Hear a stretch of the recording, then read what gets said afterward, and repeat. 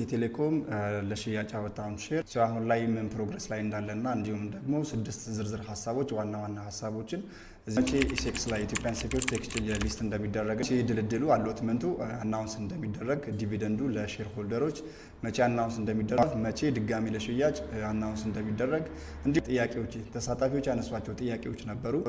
እንዲሁም ደግሞ የመጨረሻውና ዋነኛው ስቶክ ማርኬት ላይ ኢንቨስተሮች ኢንዲቪጁዋል ኢንቨስተሮች መቼ ትራንዛክት ማድረግ እንደሚችሉ መሸጥ እንዲሁም ደግሞ መግዛት እንደሚችሉ በዝርዝር ስኬጁሎቹን አቀርብላችኋለሁ። ኢትዮ ቴሌኮም 10% ድርሻውን ለኢትዮጵያን ፐብሊክ ኮሚቲ ለሽያጭ አናውንስ ማድረጉ ይታወሳል።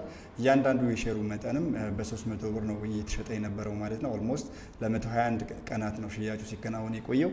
ኦልሞስት 100 ሚሊዮን መደበኛ አክሲዮኖችን ለህዝብ ሽያጭ ማቅረቡ ይታወቃል። አጠቃላይ 47377 ኢንቨስተሮች እንደተሳተፉ መግለጫው ላይ መመልከት ወይም መስማት ይችላል። ከሱ ውስጥ በመጀመሪያ ፌዝ ላይ ኦልሞስት 43348 ፖቴንሻል ኢንቨስተሮች ተሳትፈው 8.78 ሚሊዮን ሼር ተሸጧል ማለት ነው። ይህ ሼር ኮንቨርት ሲደረግ በካፒታል ወደ 2.64 ቢሊዮን የሚገመት ቫልዩ ኮንቨርት ተደርጓል።